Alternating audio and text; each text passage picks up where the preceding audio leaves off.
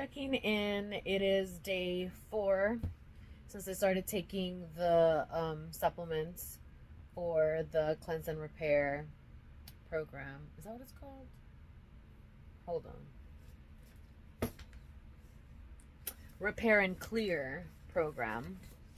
So still in the first week, no dietary changes. I'm supposed to proceed everything as normal, like I mentioned before. The supplements aren't disgusting. There is one, I think it's the nitric one, that's just really strong, and it tastes like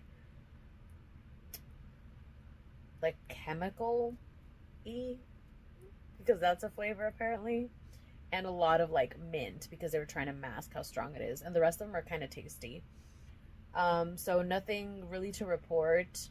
I did work out yesterday and I felt good, just a little tired and a little heavy because I am on my period still, but I kept it light. I didn't push myself and I felt good, and I woke up sore today. So, you know, I feel like I put in a decent amount of work. I just know that I do want to be moving more as like the time progresses. I don't want to feel like I'm not moving. And I feel like lately rest has been really big for me, and I've allowed myself to do that. Today is day 5 of the first week of the Repair and Clear program. I hope I have memorized that right.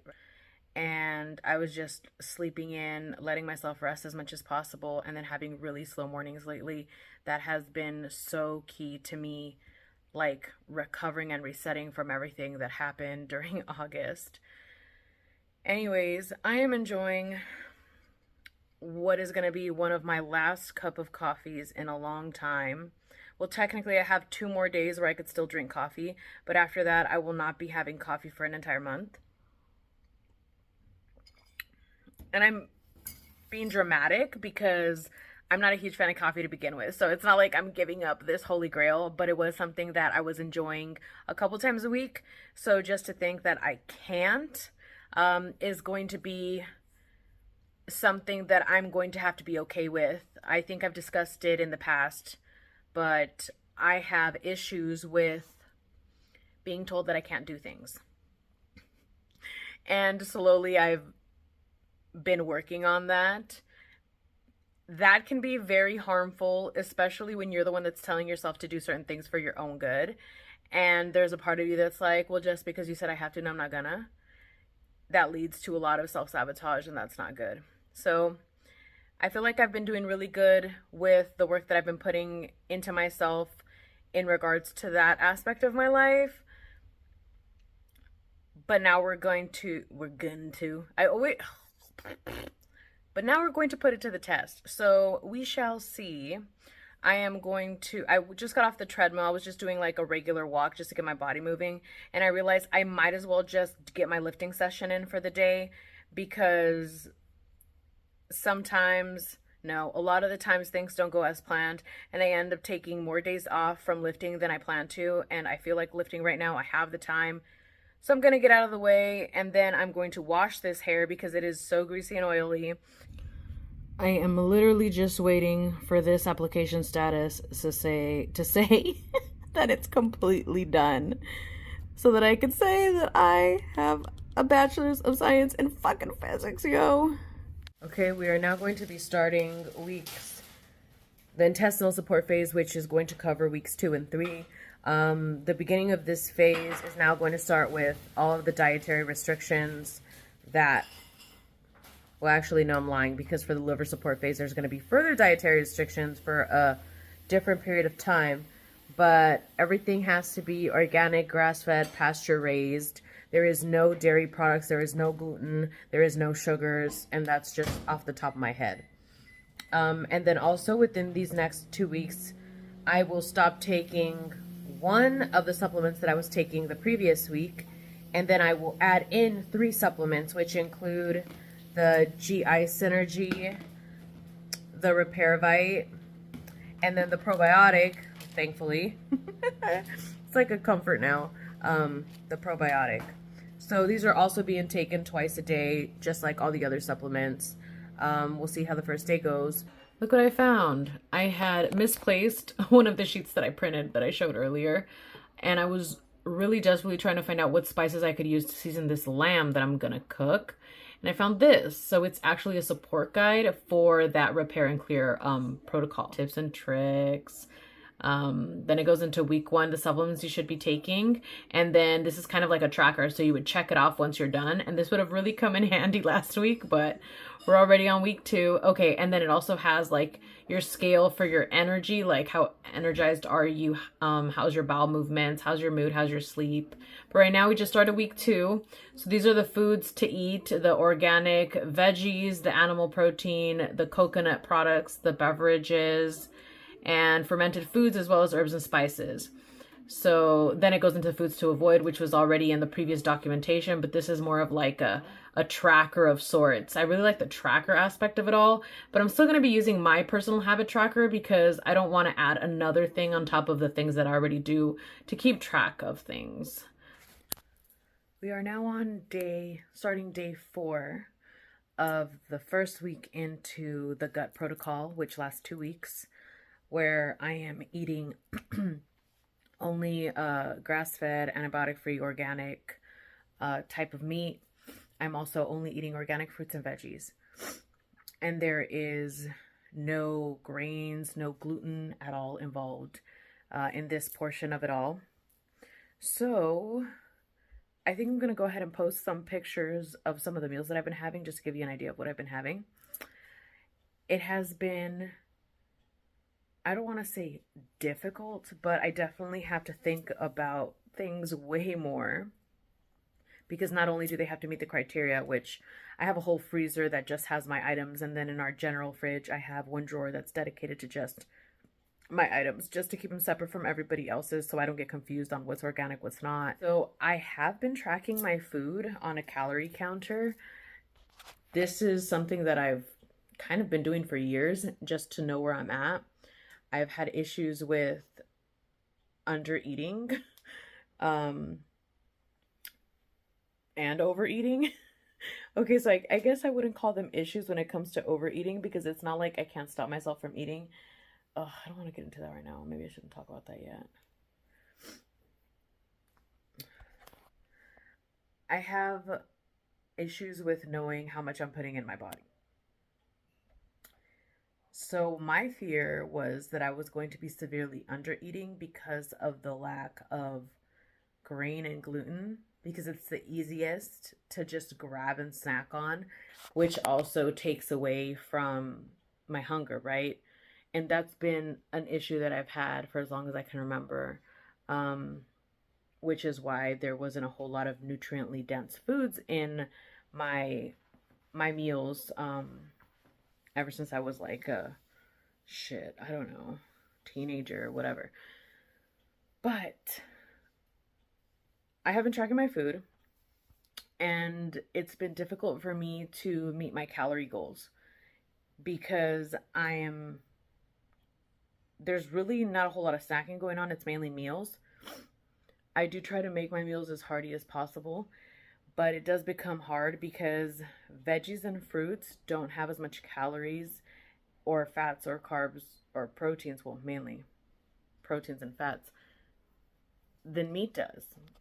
So if I'm not eating a shitload of meat in my meal, then it's probably going to be a lot lower calorie. And if I'm only eating, like, I don't know, 3 meals a day, I am going to find it very difficult to reach a certain number in calories. So I'm not trying to hit a number. I'm just trying to make sure that I don't fall too low, because I'm not trying to mess up my metabolism. Ugh, I'm cringing at these words because I know that someone's going to be like, what are you talking about? Like, this doesn't make sense. You can't do this. You can't, whatever. We're not being formal here. We're just using layman jargon here. Layman jargon. Isn't that like fucking an oxymoron? Maybe not. I don't know. But, so I have my calorie counter, and I'm using it to see where I'm landing so I can see when I have to just keep eating versus when I've had enough. But it's been so much easier to undereat because I can't eat a whole lot of things. And I've told myself that there is no room for mistakes here. And this is uncharted territory for me. I can't remember the last time I did something that was like I'm not going to give myself any fucking leeway, and I'm not even going to bitch about it. Yes, I have had I would say little tantrums or fits here and there, but it hasn't been about the food. It's been about other things. So I've been easily irritated about other things, not the food, but I know it has to do with the fact that I'm doing this. And so I feel like it's just a result of me having to just be a brat about it. But overall, I feel like I'm doing better. I feel like my water intake was really bad in the beginning, even before I started week 2, even in week 1. I feel like my water was really bad. But I think it got an all time low during the first or second day of this second week because I didn't realize how used to I was of having things in water. Like how bad I was at drinking just plain water. It would either have like some type of minerals I would add, something for hydration, some type of flavor, even though it was sugar free. Um, it would have something in it. It was hardly ever just plain water. Or like even squeezing lemon or apple cider vinegar, like something was always in my water. And now I'm like used to it. It's crazy how fast you can get used to these things. But now I'm used to it. But in the beginning, I was like barely drinking any water because I was just focused on the food component and I wasn't realizing that I was kind of dehydrating myself. And then I suffered for it, which I don't want to get into TMI of that, but going to the bathroom was not fun. So what I've been doing is instead of coffee, and this is what I've been doing for the past 2 days only, instead of coffee, I'm having green tea in the morning, which just makes me feel better.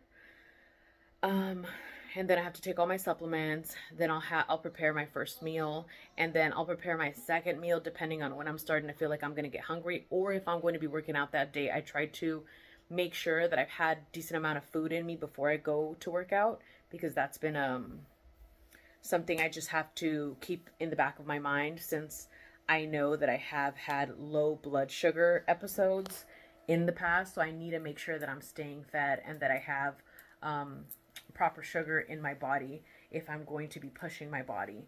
So apart from having 8, I need to make sure that either in that meal or prior to the gym, I'm having something like a banana or an apple. And then I take a banana or an apple with me too, just in case I need to take it while I'm working out or immediately after the gym, because I don't always eat immediately after the gym, especially if I'm going with somebody and they want to stop by and get something to eat that I'm not going to be having. I need to wait for them to get their food and then for us to get home.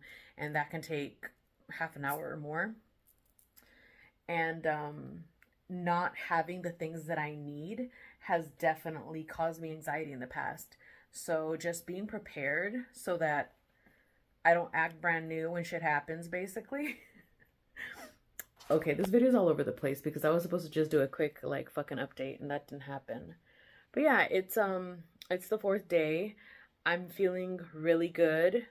Um I mean, it's been a fucking tumultuous time regardless because my cousin recently passed away and we've been dealing with, the grief of the family, the people that live in my home, myself, as well as our family that isn't here, and just the back and forth communication and how everybody's doing.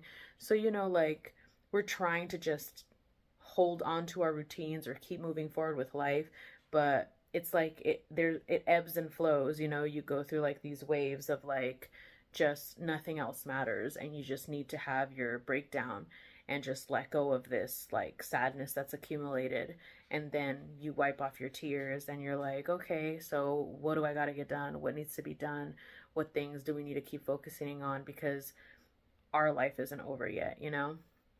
But I think those are the most chaotic updates ever, but I just didn't want to go too many days without saying something, so here we are.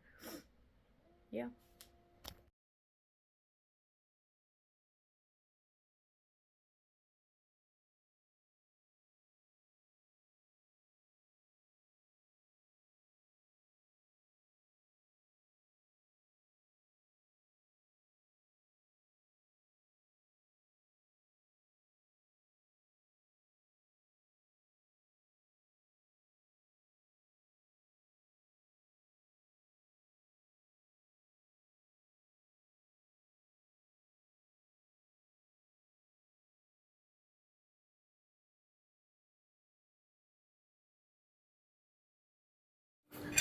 So here we have some livers, some hearts. ¿De quién son estos? ¿De México? Oh, that's for sauces. Yeah, they're mine. Pues yo que me voy a llevar mayonesa para mi And then these are hamburguesita. gizzies.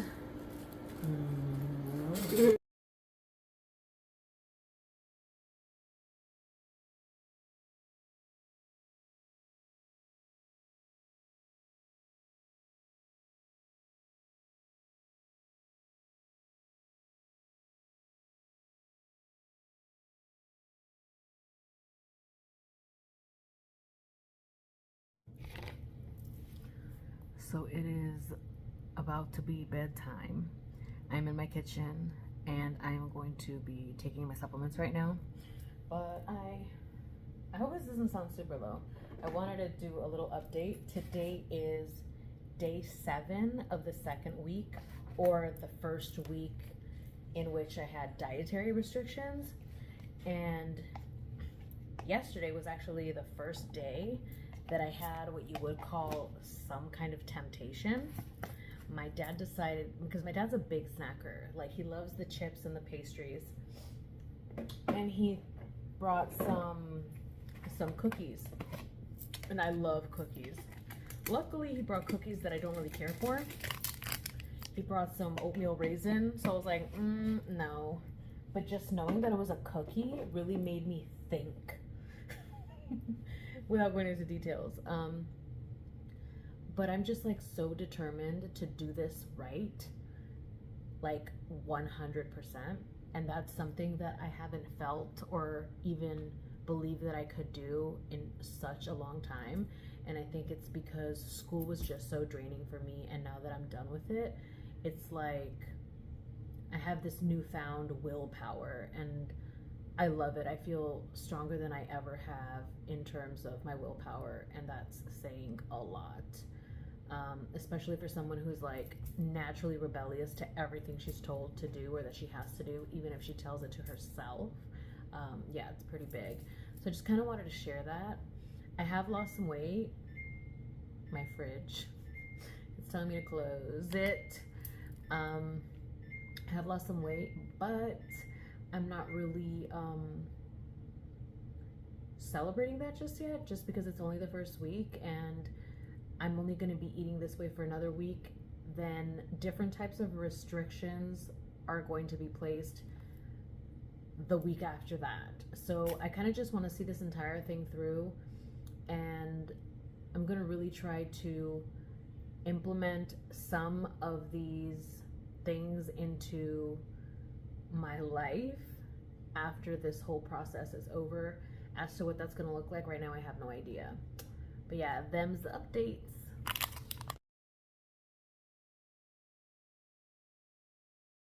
We will be juicing today. Got 2 apples, 2 lemons, a bunch of celery, probably more ginger than we need, but here we go. And then some cucumber. So we just finished up at the gym, and I feel like I had a breakthrough. I am now, I think it's the 9th day into eating this new way, or at the beginning of what is considered the 3rd week of this 6-week program. And last night was a whole ordeal with the sleep. I think I started talking about it earlier and then I got interrupted. But it's funny because it reminds me of, I feel like in different ways, I've been having to face things that have traumatized me at some level, and then I've had to face them in minor ways, like periodically, for the past couple of weeks. And I see these as opportunities to see how I can better handle these things, how I can actually face these fears that I have, or these thoughts that I have that in the past I couldn't even contemplate because I was so overwhelmed by them being there in the first place, since it was my first encounter with them. And I'm proud to say that I have been able to courageously face these things and seek out the aid that I've needed, whether that be my own self-talk, my breathing, supplementation, the aid of my loved ones, and even, medical professionals, if you will. Now, I really do believe that you should utilize what you have, but also really kind of take into consideration what it is you actually have. I think a lot of us limit ourselves because we tell ourselves these stories of how nobody's there for us or we're alone. And even though that may be true for some of us, it's definitely not true for all of us. And for those that are completely alone, like I don't know what that's like, luckily, and I'm sorry that, that's your story. And I hope that you have the courage to seek outside help, because going it alone, it makes everything harder than it really needs to be. Yeah, so this workout I did not film. I wasn't encouraged to film because the sun's going down, so we're getting weird lighting here.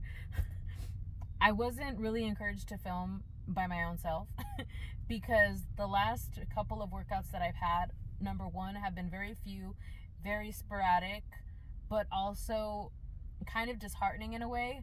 The last workout that I had was about a week ago, and that one was really good, but I didn't feel like filming it because I was just focused on trying to have a good workout, since I hadn't really had one in what seemed like a very long time. And at that point, I think I had only been a few days into like the new way of eating, so it was really hard to tell how I was going to be affected by it. And now, starting on what would be over a week in already, it's kind of really interesting to see how it's been affecting me mentally, how it's been affecting me physiologically, psychologically, and physically in general when it comes to like my strength. Right now, because I've been tracking my food, I am not even at 1,000 calories today, but I haven't been feeling faint. I haven't been feeling sick to my stomach. I have been able to lift weight in a capacity that I hadn't been able to do in what seemed like a very long time. Like, it was getting to the point where I was feeling so sorry and sad for myself because I didn't know when or if ever I would be able to hit those numbers again. And the frustrations that came from thinking of how young I am and how that was already something that was a possibility, like the rage, the rage that came from that is ridiculous. So today, when I was having like such a good workout and I was actually able to do a full workout, I didn't cut it in half. I didn't have to take off things because I couldn't do them. I didn't have to cut sets down or anything like that because I was like starting to feel scared because my heart rate is going up. And that reminds me of when I had palpitations. Like, it just felt like I was finally stepping into where I needed to be to fully move on, but not just move on, but upgrade from where I had been, not just recently in the past couple months, but just even for like the past few years. So I'm feeling very good. I'm feeling very different. And I know it's like insane to think that this is something I've only been doing for not even 2 weeks. So it's really like made me look at what we put into our body and how it affects us, even though we all know this. Like, these aren't things that are new. These aren't things that are revolutionary that I'm saying. We all already know this. And then as someone who, has been trying, or not trying, I would say someone who's been in the health and fitness like sphere for over a decade, and I don't mean publicly, I mean like it's been something that has been, how should I put this? Constantly been working on your own health and goals and your fitness, so that's yeah, I guess you could say that. It's like I've been very enthusiastic about it. Like, if there was like, thanks babe, if there was like, a magazine or articles or like people talking about it, like I followed like people that do rehab, I follow people that talk about different modes of fitness, I'm working on a conditioning certification. I have my personal trainer certification. Like, these aren't things that are brand new to me. And when it comes to nutrition, like, I'm not a nutritionist per se, but I've eaten in many different ways, like throughout like the past decade or so. And I've seen like how it's affected the way that I looked, but I had never really felt these effects, except for when I did keto for a while, but that was, you know, a while back. And then when I tried to do keto again, it just wasn't like having the same effect. And maybe it also has to do with where I was in my life at that time, but that's neither here nor there. I guess I was just checking in to try to talk about how this program has been affecting me. Like, it's also really, really weird for somebody who found it hard like a month ago to not eat a cookie because she saw it, and it was something that, like, if I saw, like, for me, like, I love Lorna Doones, if you know what Lorna Doones are, and my dad loves buying them because he loves drinking them with his coffee in the morning, and he knows I like them too, so he always gets them. And if I'm walking around the house or I'm at the house and I see it there, I'm gonna have it. I'm not gonna deprive myself. And I think this also goes a lot deeper than that, and I think all of us know that, like, the way that we handle our life, regardless whether it's food or not, goes much deeper than that. But especially when it comes to our food, like, a lot of us think like, oh, you know, the way you were raised also affects how you eat now. If you were somebody who was brought up in poverty or brought up in a home where you weren't allowed to have certain foods, or where you felt like you were deprived of certain something, you may have those issues now as an adult, and they just may be underlying or hidden because you either don't want to go there or you don't have time to go there. But trust me, if you have issues with saying no to food, or you see yourself having tantrums or defending the way that you're eating a lot, it's usually because something else is going on underneath that. And that's something that not everybody wants to face, because, I mean, life is short as it is. You know, everybody's just like, fuck it. If you want to have this cookie, you want to have this whatever, like, have it. Like, I'm not trying to say you shouldn't have those things, because everybody's body is different and everybody's affected differently by different foods. Like, I know people, like, my sister's a great example. She has a fucking amazing metabolism. And I'm not saying she wouldn't benefit from doing what I'm doing, but I'm saying that she can put a lot of different things in her body and you wouldn't be able to tell. Like, there's no way you would be able to tell what she eats, how much she eats. Well, I mean, you would probably think that she eats less than she does because she looks fit.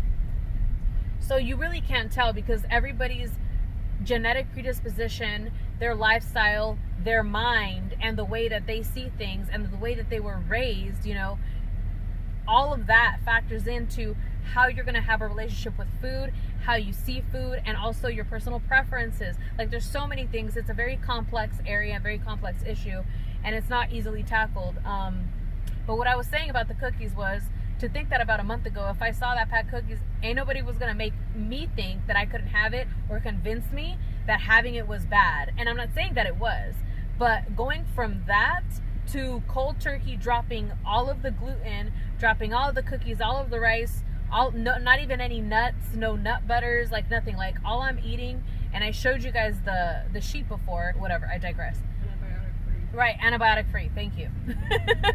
The doctor back there is making sure I say everything right. And then the same thing with the fruits and the veggies. They also must be organic.